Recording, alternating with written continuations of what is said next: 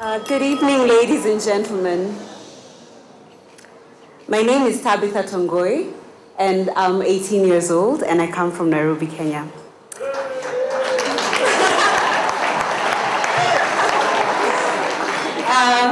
In my first language, Kiswahili, we have a saying that goes, Siku njema huanza asubuhi.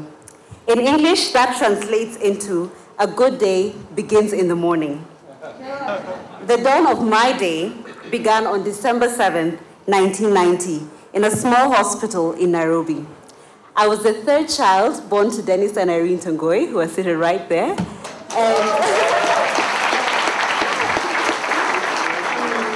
And at the time, they were living in a small town in Kenya called Eldoret. In 1990, we moved to Nairobi, and as the years went by, the tide of urban life took its toll. I went to school, I played with my friends when I got home. I was the average Nairobi child. In 2005, while attending the Kenya High School, I joined an NGO called the Kenya Children's Parliament Foundation. This is an entirely child-led organization that lobbies for the rights of the Kenyan child by partnering with top government officials, NGOs, and the media. We have been successful in many sectors of children's welfare. Some of these successes included a children's desk at Kilimani Police Station. This is currently one of the busiest police stations in Nairobi. Previously, children would have to come to the police station maybe when they've been raped or assaulted and would have to queue with adults, but currently there's a designated children's desk at the police station.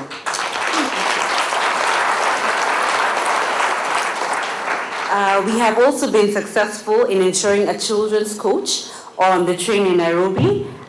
Previously, children would sit on top of the train because they'd have to hustle with adults on their way to work or on the way to school in the morning. But today, there's a children's coach on the train in Nairobi. I began as a junior member of parliament. And in December of 2006, I was elected the Junior Minister for Education. It was during this time in office that my heart began to be stirred more and more by the poverty and the injustice that I saw around me.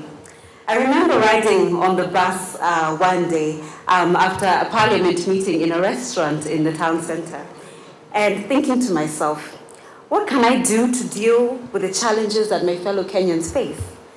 A few weeks later, I read from a Ministry of Education Sector Review Report 2005 to 2006 that the major challenge facing schools in Kenya is a lack of textbooks.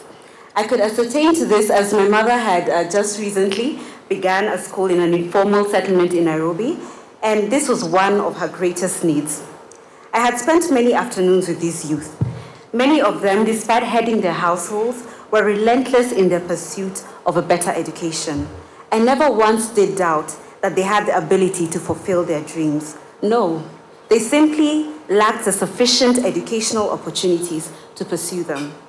Realizing that something had to be done to overcome this challenge, I sought the assistance of my classmates.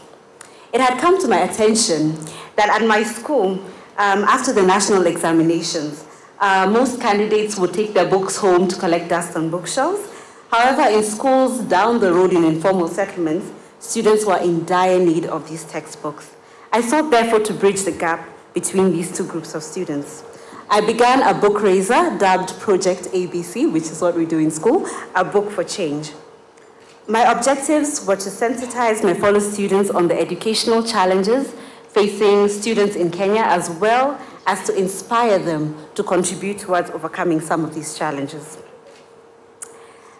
Ladies and gentlemen, we raised 3,000 books out of this project, with 500 students being given these books from 6 schools in informal settlements in Nairobi.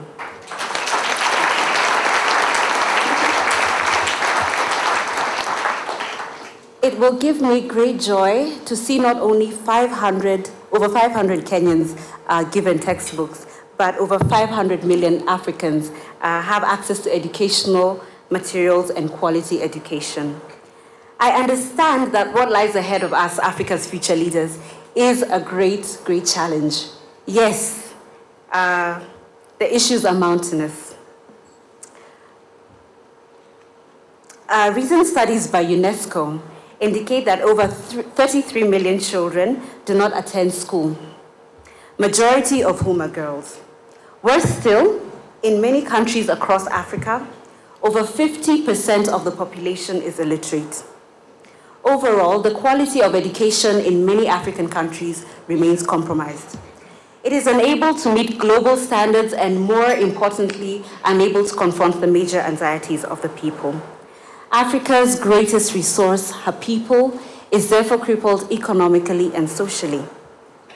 Africa's future leaders, I believe, have not only to be aware of these challenges, but fully equipped to face them. That's why, for me, being at ALA for the past few months has been so monumental. I have reaffirmed my belief that education is the foundation of any society and a catalyst for societal change. Here at ALA, I am receiving an education that takes into account the African environment, my development, cultural values, as well as the technological and economic demands that I encounter on a day-to-day basis. Interacting with talented students like Spencer and faculty like Ms. Robbie that you've just heard from all over Africa and beyond, has allowed me to believe that much potential lies in African minds that is yet to be tapped. My experience at ALA has given credence to my vision to serve Africa through legislative action in the educational sector. I seek to be involved in community development initiatives that will strengthen the linkage between training and employment.